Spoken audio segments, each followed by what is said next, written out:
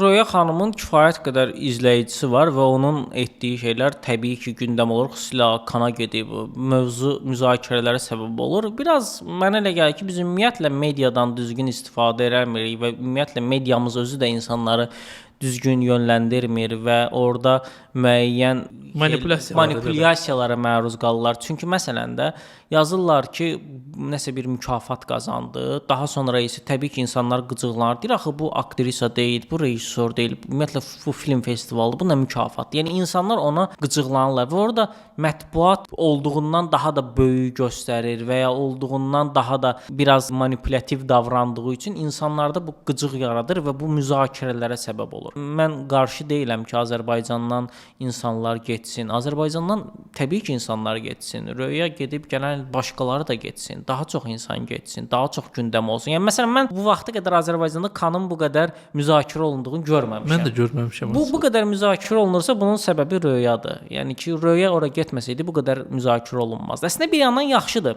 Ən azından biləcəklər ki, belə bir şey var, bu nədir görürsən? Ən azından insanlar bilir ki, belə bir festival var və belə bir festival çox əhəmiyyətli, çox ciddi bir festivaldır.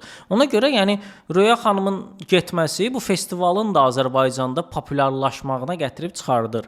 Amma bir tərəfdən də belə bir təhlükə var ki, mətbuat durmadan əgər orada məsələn yazsa ki, mükafatlar qazandı, Azərbaycan tarixinə düşdü və s. belə manipulyativ xəbərlər elədiyi zaman həqiqətən hansısa bir Azərbaycan filmi orada əsas yarışmaya düşsə və ya ikinci dərəcəli yarışmaya düşsə, heç kəsin vecinə olmayacaq. Deyəcək ki, onsuz da burada müğənnilər də gedib mükafat alır. Bu elə belə şeydir. Ona görə də yəni burada xəttləri düzgün müəyyənləşdirmək lazımdır. İnsanlara düzgün məlumat çatdırmaq lazımdır ki, təbii orada Röya xanımın iştirak elədiyi platforma mükafat verib ona. Bu amma yəni film festivalına heç bir əlaqəsi yoxdur. Orada müxtəlif tədbirlər olur, müxtəlif sponsorlar olur ki, onlar öz məsələn brend ambassadorları olur. Məsələn brend elçiləri, onları dəvət eləyirlər.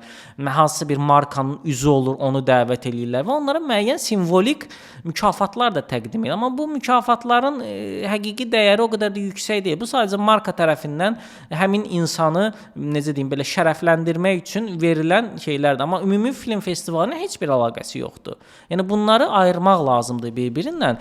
Çünki belə bir təhlükə də ola bilər ki, bir yandan bu festival populyar oldu, sabah bir gün çox böyük əziyyət çəkib o kim sonra düşdü və heç kim ona belə diqqət ayırmadı. Bu o çox böyük bir problem olar məncə. Ölkə olaraq da çox ciddi bir problemimiz olar.